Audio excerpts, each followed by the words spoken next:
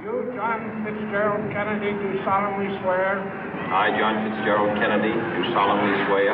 That you will faithfully execute the office of President of the United States. That I will faithfully execute the office of President of the United States. And will, to the best of your ability. And will, to the best of my ability. Preserve, protect, and defend the Constitution of the United States. Preserve, protect, and defend the Constitution of the United States. So help you God. So help me God.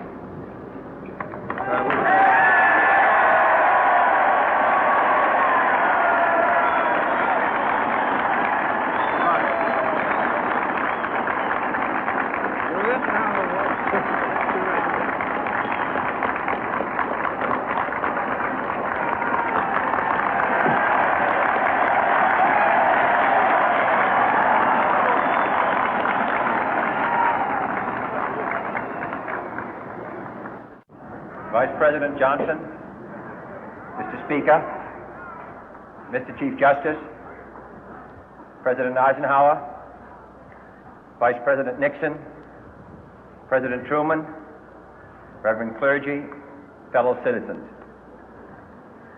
We observe today not a victory of party, but a celebration of freedom, symbolizing an end as well as a beginning, signifying renewal as well as change. For I have sworn before you and Almighty God the same solemn oath our forebears prescribed nearly a century and 3/4 ago. The world is very different now, for man holds in his mortal hands the power to abolish all forms of human poverty and all forms of human life. And yet the same revolutionary beliefs for which our forebears fought are still at issue around the globe. The belief that the rights of man come not from the generosity of the state, but from the hand of God. We dare not forget today that we are the heirs of that first revolution. Let the word go forth from this time and place to friend and foe alike that the torch has been passed to a new generation of Americans born in this century, tempered by war, disciplined by a hard and bitter peace, proud of our ancient heritage, and unwilling to witness or permit the slow undoing of those human rights to which this nation has always been committed and to which we are committed today at home and around the world.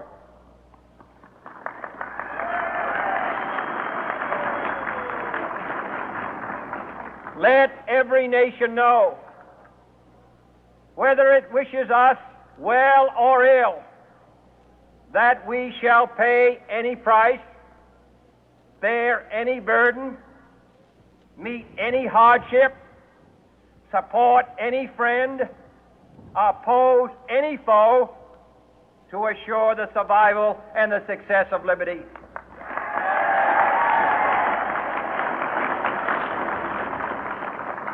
This much we pledge and more.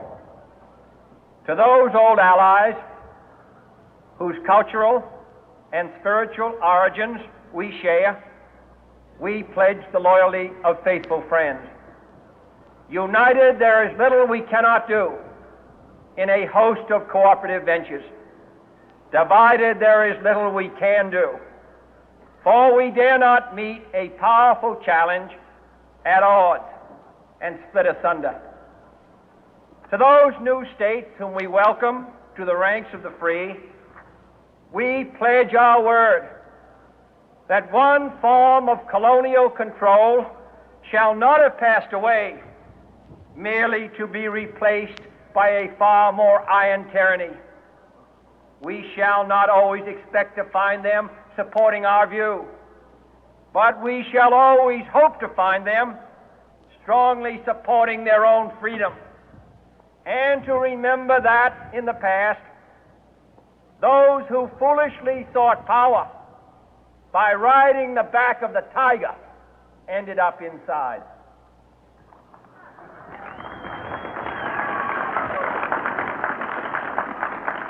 To those people in the huts and villages of half the globe struggling to break the bonds of mass misery, we pledge our best efforts to help them help themselves for whatever period is required, not because the communists may be doing it, not because we seek their votes, but because it is right.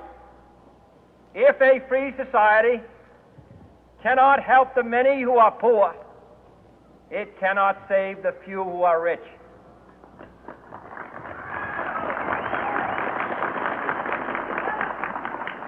To our sister republics south of our border, we offer a special pledge to convert our good words into good deeds, in a new alliance for progress, to assist free men and free governments in casting off the chains of poverty. But this peaceful revolution of hope cannot become the prey of hostile powers. Let all our neighbors know that we shall join with them to oppose aggression or subversion anywhere in the Americas. And let every other power know that this hemisphere intends to remain the master of its own house.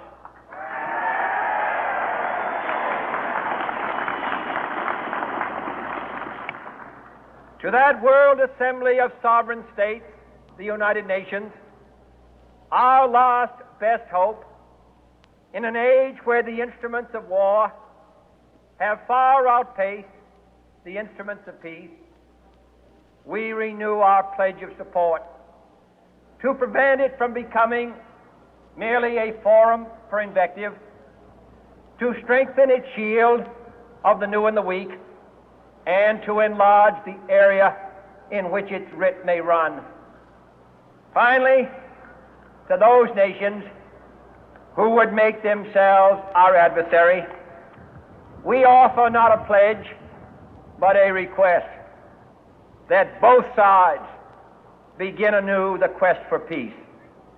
Before the dark powers of destruction, unleashed by science, engulf all humanity in planned or accidental self-destruction, we dare not tempt them with weakness, for only when our arms are sufficient beyond doubt can we be certain beyond doubt that they will never be employed.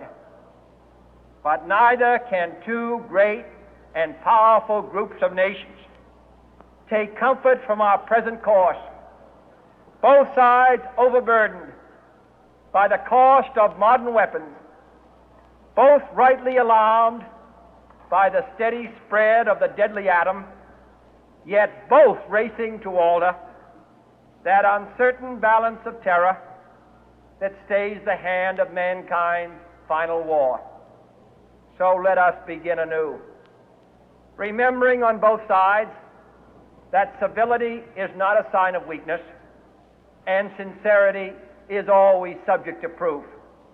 Let us never negotiate out of fear, but let us never fear to negotiate.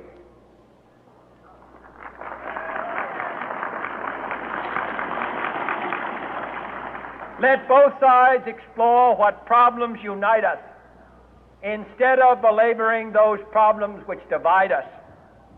Let both sides, for the first time, formulate serious and precise proposals for the inspection and control of arms, and bring the absolute power to destroy other nations under the absolute control of all nations.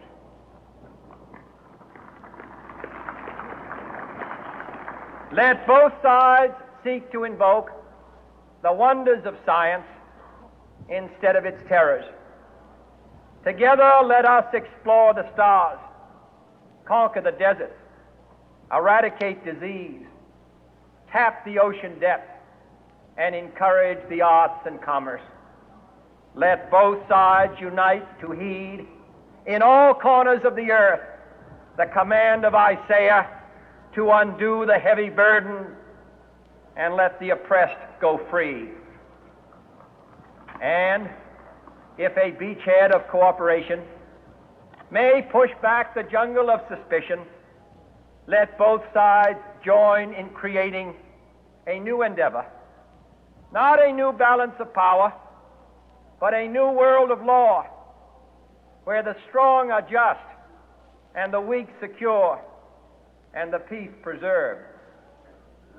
All this will not be finished in the first 100 days, nor will it be finished in the first 1,000 days, nor in the life of this administration, nor even perhaps in our lifetime on this planet.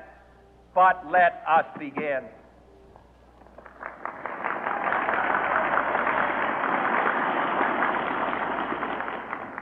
In your hands, my fellow citizens, more than mine, will rest the final success or failure of our course. Since this country was founded, each generation of Americans has been summoned to give testimony to its national loyalty. The graves of young Americans who answered the call to service surround the globe.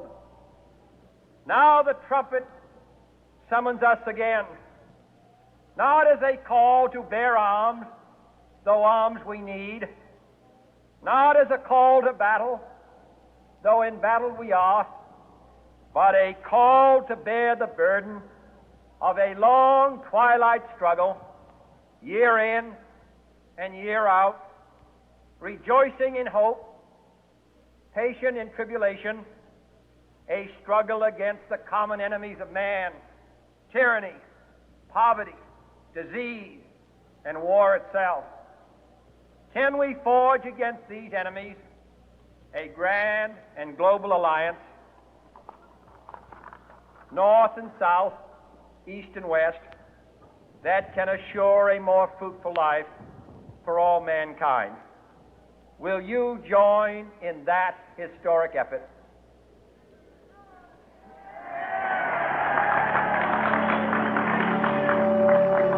In the long history of the world, only a few generations have been granted the role of defending freedom in its hour of maximum danger. I do not shrink from this responsibility. I welcome it.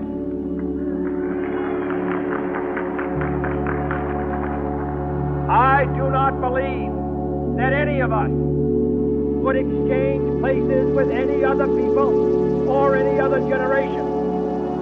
The energy, the faith, the devotion which we bring to this endeavor will light our country and all who serve it. And the glow from that fire can truly light the world. And so, my fellow Americans, ask not what your country can do for you. Ask what you can do for your country.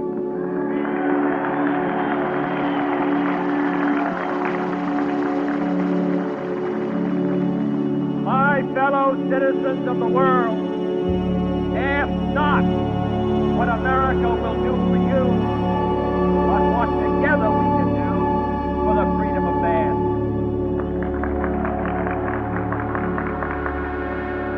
Finally, whether you are citizens of America or citizens of the world, ask of us here the same high standard of strength and sacrifice which we ask of you.